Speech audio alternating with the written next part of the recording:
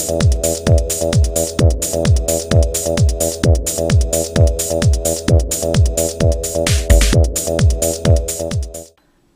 folks, today I'd like to take a casual peek into the G.I. Joe Gung Ho Marine action figure set.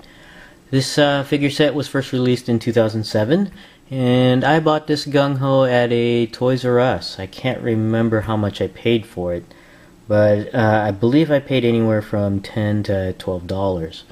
Now this Gung Ho is pretty interesting because if you take a look at Gung Ho here in the packaging, he looks very much like a Sigma 6 figure.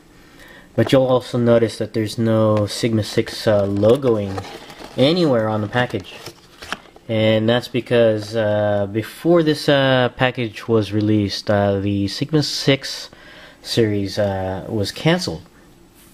And I'm guessing here, but I believe that Gung Ho and probably the figures that came out after this one, the molds were probably already set.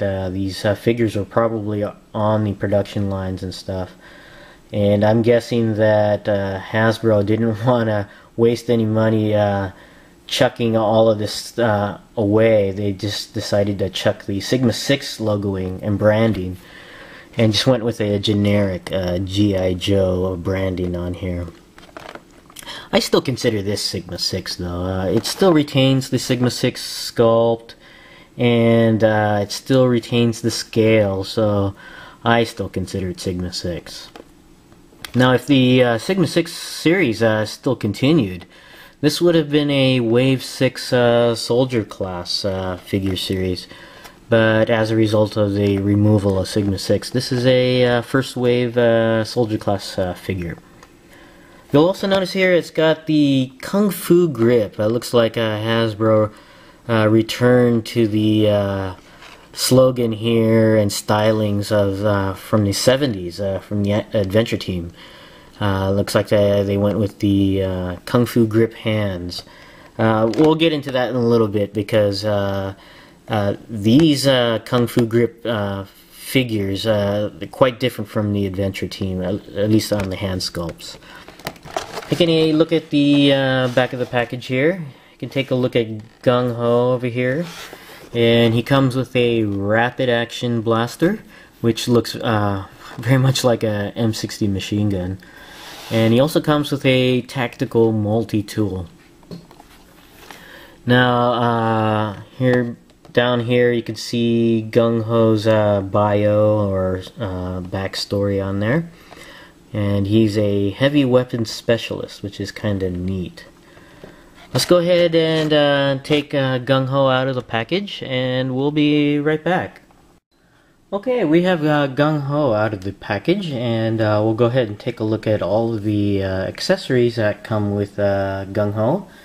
First off, we'll take a look at the visual checklist of all of the items that come with the figure.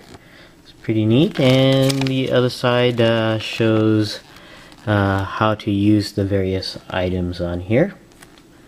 It looks like they still retained this portion on here from Sigma 6. Next thing we'll take a look at here is the multi-tool. It's kind of neat. I just consider this an oversized Swiss Army knife. Basically you have all these different types of tools, various tools that he can use for whatever purpose he needs. And turn this upside down, it actually has a two handles on here that he can hold on to both. Like say if he was digging a ditch or something, he used the shovel one and he just holds the both ends here and he starts digging a hole in the ground. Or if he wants to use it as a melee weapon, I guess you could do it that way as well with the knife. And then, or chopping or poking on there. But it's actually a pretty neat item on here. So next thing we'll take a look at are the dagger and sheath, and it looks like whoever put this together, or I shouldn't say put it together, but It looks like they designed the dagger here, but never finished with the dagger, because this dagger, it obviously does not go with the sheath on this, because this dagger is way too long to fit in the sheath. So, and not to mention, this dagger here looks sort of out of scale with the Gung Ho figure. The handle here is just too narrow. I'm thinking this is probably for some totally different action figure, or even action figure line. I don't think this fits the Sigma 6 line or the new G.I. Joe 8-inch line. It looks like it's something for the 6-inch scale figures. So looks like they never finished with the dagger and just included this dagger, thinking they could get away with it, but oh well. And you'll notice that there's a peg here that you can attach to the dagger onto, like, say, the side of his leg here, or the sheath, I should say, onto the side of his leg. And then you just push it in, and if you had the right size dagger, you can put it in there. So, and it looks like they kept the peg holes from Sigma 6 when they decided to drop it, Sigma 6. Taking a look at the blaster here, rapid firing blaster that Gung Ho wields. Taking a look at it in more detail, looks basically like an M60 machine gun on here. Kind of interesting that this is a belt-fed machine gun, yet there's a cartridge here. It looks like a cartridge underneath. It's not removable. It looks like it's part of the gun there. So, but the belt can just feed through here on there, and there's not really any action feature with this machine gun. It's a soldier class figure set, so there's not much to go with this, with accessory wise with the figure, but it does have this spring type of action gimmick here, and does nothing else, just slides back and forth on there. And it comes with a bipod. The bipod is actually removable on there. It's kind of neat. Some more details on the machine gun there. It's got a scope. It's got a handle right here. But if you're all Rambo, all you need is the grip. You don't need that handle. So on there. Pretty neat. Taking a look at Gung Ho in more detail, and it's actually he's pretty neat. I like this figure, and you'll notice some things that are a bit different than the Sigma 6. It's still got that overall Sigma 6 stylings with these straight angular cuts to the figure on here, but there are some slight differences. You'll notice that Gung Ho here does not wear the typical Sigma 6 body fitting suit. He's got a typical Marine suit here.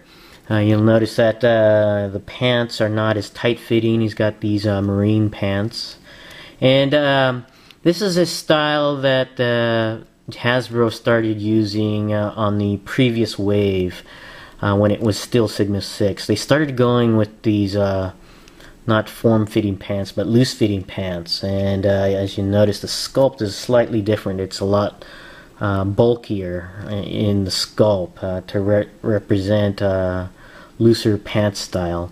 And I noticed they also changed the styling on the feet here. The original, or the earlier Sigma 6 figures had a smaller design fit, and looks like they're starting to go with the oversized styling on the feet, because these boots are quite large on here. And his helmet here is removable. It's kind of, I'm going to show some details on the helmet. It's actually kind of neat. And you just take the helmet off the figure here. You can see some of the details. You can see some of the, he's got some weed patterns here for camouflage. Looks like he needs a lot more if he needed camouflage. And he's got some tools on there. I don't know if that's a scope on there. And he's got a chin strap on there. It's kind of neat. And he also has, you'll notice here, some on his, he's got these sculpted pouches here, a sculpted belt. It's kind of neat. And that's actually removable. Let me just go ahead and remove those on there. I'll just put this over the figure. Take a look at some of the detail of the sculpt on. There's a shoulder pad there, detail on the pouches, and a little bit backpack on there. It looks like they also went away with the cloth and garter for here. And here's some more of the belts, and that's actually removable as well. Take a look at the detail of some more the belt pouches. Is kind of neat. And taking a look at Gung Ho here without his equipment, and you'll notice he's got the core acronym there on his tank top. He's got a tattoo of the core on there. And taking a look at the Kung Fu grip right here, you'll notice that on this hand here it's a spring-loaded, and if you bend it back and let go, it'll snap back in place. Now this is quite different from the original Kung Fu grip from the Adventure Team. The Kung Fu grip from the Adventure Team in the 70s is basically just a soft rubber hand so that you could actually bend and open to grip around weapons. Much like this one, but a lot softer on here. So this is a different Kung Fu grip on there. So that's kind of neat there. And you'll notice he's got these Sigma 6 stylings on the, like I said, the angular cuts to this sculpt. And you'll notice he even retains the little bio thing on there. And you'll see he's got the peg holes there. Pretty neat. Going over the articulation, the head goes all the way around, goes up and down quite a ways. That's kind of nice. The arms go all the way around. They do go out and in. The elbows bend and rotate, but not all the way around. Oh, well, I guess it does. Even though it has this elbow guard here, it still goes all the way around. You just have to work around that guard there. And the wrists bend up and down and go all the way around. And this hand has a Kung Fu grip. This one has a pre-sculpted hand. Gung Ho has torso articulation, so you can bend back and forward on there. His waist goes all the way around. And the legs at the hips are a lot looser than the older Sigma 6 figures. But they go up, down, to the back, and out to the side. The knees do bend and go all the way around. The leg rotates all the way around at the top of the boot. And the feet go down quite a ways and up a little bit on there. Overall, it's a very nice figure. You could see the changes or the evolution of Sigma 6, where I think they've actually heard some of the complaints, especially I know there's a lot of complaints with the older Sigma 6 with the body fitting suits. They look scrawny and all that. It looks like they went with the larger pant legs, and they also added the grip on here as well. So, but I like this figure. It's actually kind of neat. It comes with a few more accessories than I was expecting for a soldier class. So, but this is my casual peek into the G.I. Joe Gung Ho Marine action figure. Thanks for watching, and I'll see you guys next time.